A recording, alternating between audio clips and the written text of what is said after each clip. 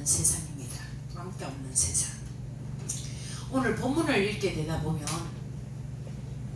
예수님께서는 이런 사람 저런 사람에게 관심을 가졌다는 얘기가 쭉 말씀을 통해서 나오고 있는 줄 믿습니다. 우리는 이 성도 여러분께서는 왕따라는 말을 좀 들어보셨죠? 그죠? 왕따는 대부분의 성도는 이 말씀을 좀 들어보셨을 겁니다. 그런데 그 의미가 무엇인지도 대충 아실 겁니다. 며칠 전에 텔레비 뉴스를 통해서 큰 사건이 하나 있었습니다. 광명시에서 아들 둘하고 아내를 때려 죽인 그런 사건이 나타났습니다. 그런데 그 엄마는 자녀를 보호하기 위해서 아이를 감싸고 있으면서 남편한테 맞아 죽었어요. 근데 그 남편이 뭐라고 얘기를 하냐? 관심을 못 받아서. 관심을 못 받으면 여러분 그렇게 큰 범죄자가 되어버린다는 겁니다. 우리 주변에 우리 또 김춘선 목사님이 하시는 사역도 그러고 제가 지금 또 하는 사역도 그렇지만 우리 눈에 그 왕따를 저 사람은 정말 왕따구나 하는 분이 보이면 우리가 보듬어 안아야 된다는 것입니다. 그냥 어떤 사람 그냥 김춘선 목사, 배원 목사만 하는 것이 아니라 많은 사람들이 왕따로 보이는 사람들에게 다가가서 그들을 보듬어야 된다는 거예요. 근데 한 가정에서조차도 그 이제 그 사람의 생각이에요. 그 사건에 나왔던 그 사람은 아내가 돈 벌어서 먹고 살았고 자녀들도 공부 열심히 했고 우등생이었고 그럼에도 불구하고 요즘에 아이들이 사실은 저희 아이도 키워보다 보니까 학교만 갔다 오면은 집으로 자기 방으로 쏙 들어가서 게임하고 컴퓨터 하지 부모하고 얘기 잘 안 하거든요. 근데 부모인 입장에서는 아이들이 자기를 무시했어. 아내가 무시했어. 이래서 이 큰 사건이 벌어졌다는 거예요. 근데 그 가정의 문제만 될까요, 여러분? 그 가정의 문제만 아니라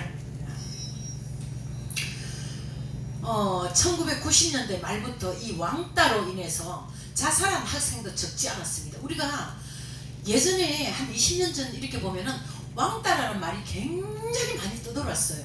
그래서 더욱이 이 왕따 형사는 학교뿐만 아니라 사회나 직장에서도 버젓이 존재를 하고 있다는 겁니다.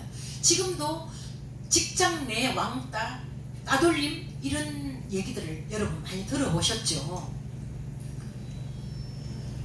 오늘 본문을 보면 유대인들이 예수님을 책잡아서 고립시키려고 하는 것을 볼 수가 있습니다. 그런데 주님을 따르는 사람들이라면 누구라도 유대교에서 출교시키기를 결의하기까지 한 것을 보게 됩니다.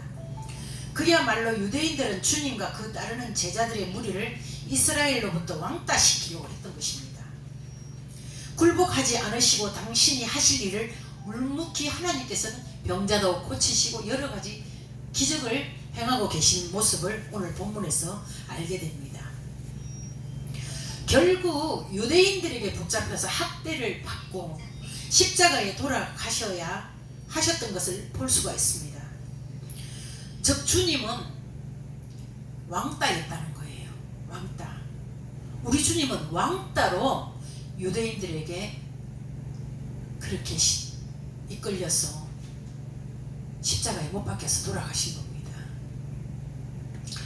성도 여러분 마찬가지입니다. 오늘날 특정한 개인을 별다른 이유도 없이 또한 억지 이유를 왕따시키는 것은 주님이 십자가에 못 박은 일과 다름이 없다는 것입니다. 다수의 이름으로 무죄한 자의 피를 흘리는 것입니다. 하나님이 가장 미워하시는 일들 중에 하나가 바로 이 같은 일이라는 겁니다.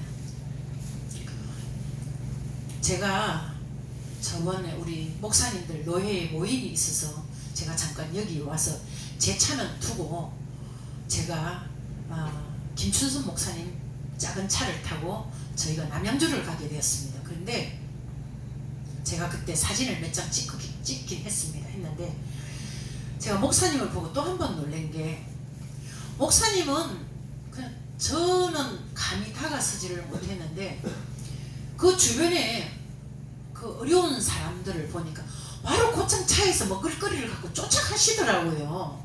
이게 본능적으로 그들의 왕따됨을 보시지 않으시고 하시는 걸 보면서 아, 역시 그렇구나, 저분이 마음이 그렇구나.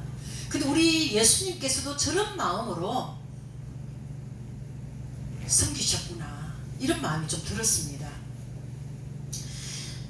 여러분, 이지메라는 말을 들어보셨죠? 이지메라는 것은 일본 말로서 학교에서의 집단 학대를 말하는 것입니다. 즉 학생이 여러 학생들에게 집단 따돌림을 당하거나 집단 폭력의 대상이 된다는 것입니다. 근데 이 학교에서만 그런 줄 아십니까? 큰 교회에서도 그래요. 제가 예전에 어느 교회라고 밝히지는 않겠습니다. 큰 어마무지한 큰 교회에서 10년 동안 제가 전도사로서 사역을 했거든요. 했는데 거기서도 보니까 이게 편이 갈리더라고요. 여러분 편 아시죠? 청팀, 백팀, 홍팀 이런 식으로 편이 갈려요.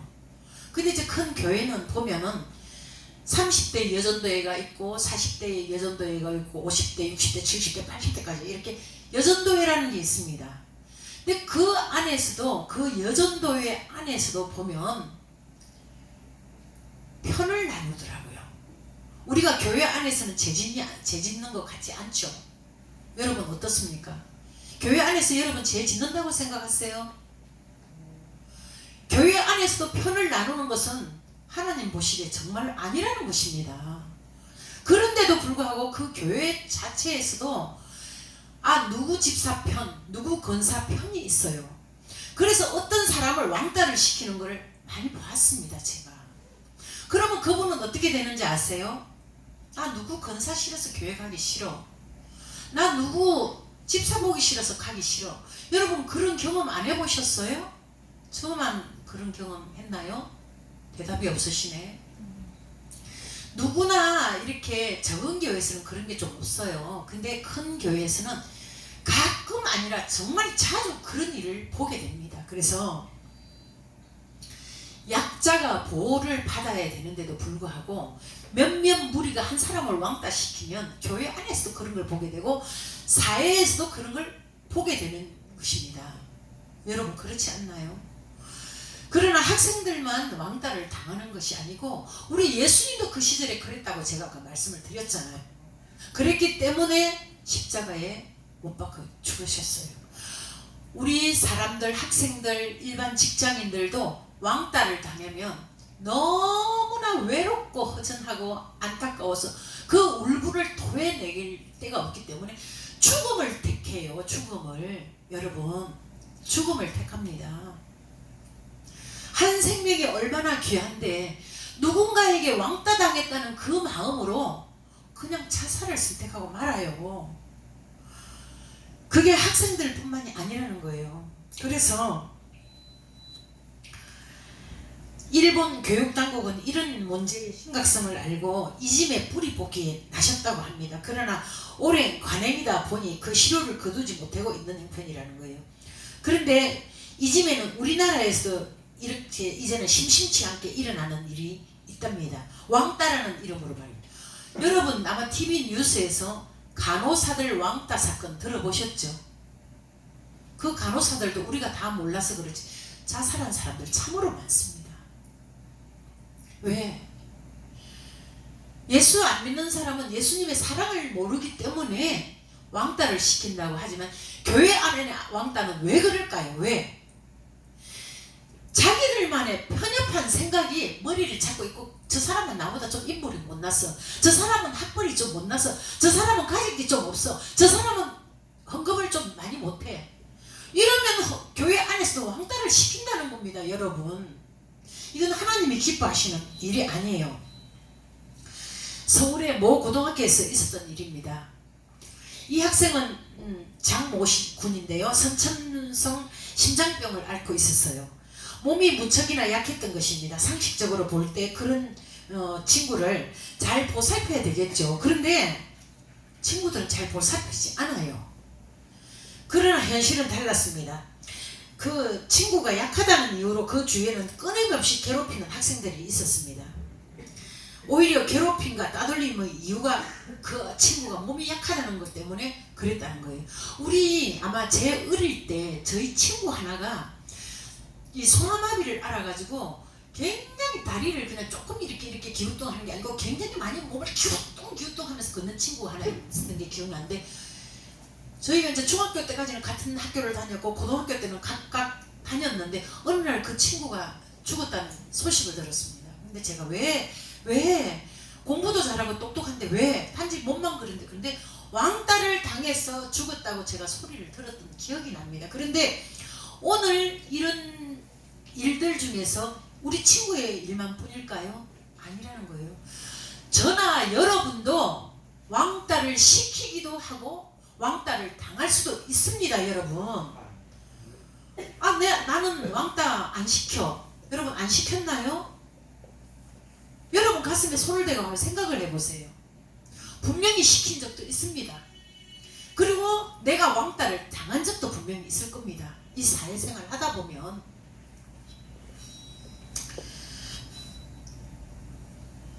하나님께서 노아에게 이르시되 모든 혈육 있는 자의 강포가 땅에 가득하므로 그 끝날이 내 앞에 이르렀으니 내가 그들을 땅과 함께 멸하리라, 이렇게 성경에서는 말하고 있습니다. 그렇습니다. 약한 자를 돌아볼 줄 아는 사회는, 돌아볼 줄 모르는 사회는 결국 망합니다. 여러분, 우리 오늘 이 모임이 무슨 모임으로 모였나요? 뭐 어떤 모임이세요? 사랑을 나누자고 하는 모임입니다, 여러분. 그럼 우리가 오늘 이 말씀을 들은 이후에 여러분들이 그동안에 잘해 오셨겠지만 앞으로는 김춘순 목사님만 왕따 당한 사람들을 살펴보는 것이 아니라 저나 여러분들조차도 그들이 왕따에서 벗어나서 교회의 일원이 됐을 때 봉사할 수 있는 일꾼이 될 수도 있고요. 또한 찬양할 수 있는 일꾼이 될 수도 있고요. 또 운전할 수 있는 사람은 교회 차량을 운전할 수 있는 봉사자가 되기도 합니다, 여러분. 저 사람은 노숙자야. 저 사람은 왕따야. 그 무리들 속에서도 왕따가 있을 수가 있어요. 그러면은 우리가 알게 모르게, 그리고 내 이웃에서도 그렇습니다. 나는 바쁘니까 저 사람들을 몰라. 이게 아닙니다, 여러분. 하나님께서는 내 이웃을 내 몸같이 사랑하라고 말씀하셨잖아요. 그럼 여러분들 사랑하셔야 되겠죠? 믿으십니까? 사랑하셔야 된다는 겁니다. 사랑을 하셔야. 그 사랑이 무엇입니까? 관심이에요. 관심. 여러분 한번 따라해 보십시오. 관심이다. 관심이라는 거예요. 관심. 누군가를 바라보는데 내 눈이 관심을 가져야 된다는 것입니다. 그래서 그 사람이 왕따라면 더더구나 그 무리에서 우리가 품어줘야 되고 더 기쁜 마음으로 기도해줘야 되고 더 사랑해줘야 되는 것이 우리의 본분이라는 겁니다. 그러나 우리들 삶에서 그러지 못한 때가 너무나 많죠. 너무나 많습니다. 너무나 바쁜 사회다 보니까 그러지 못하고 어떤 사람이 자빠져 있고 넘어져 있어요. 그냥 우리 무심코 지나갈 때 있어요. 그 사람 이렇게 주지 않는 사람 많습니다. 많습니다. 그러나 요즘에 뉴스 같은 거 가끔 보면요, 저번에는 어린이집 차량이 어떤 서 있는데 큰 트럭이 와서 더럽받아서 차가 전복됐어요. 근데 많은 사람들이 가다 말고 들어와서 그 차를 이렇게 세웠어요. 그런 뉴스 보셨잖아요. 그게 어때요? 관심이거든요. 근데 관심이 없는 사람들은 어떻습니까? 그냥 지나칠 수밖에 없어요. 그 차에 있는 사람들이 죽든지 말든지. 그러나 어떤 사람들은 관심이 있는 사람이 있고 관심이 없는 사람이 있지만, 오늘 본문 말씀은 한 번 더 말씀드리자면 예수 그리스도께서는 소경되었던 사람들도 관심을 두셨고 또 진흙을 이겨서 눈을 뜨게 하셨고 또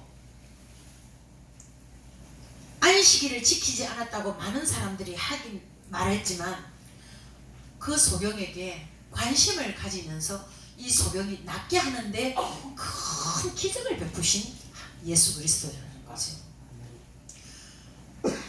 그 시대에 예수님만이 기적이 나타날까요? 아닙니다, 여러분.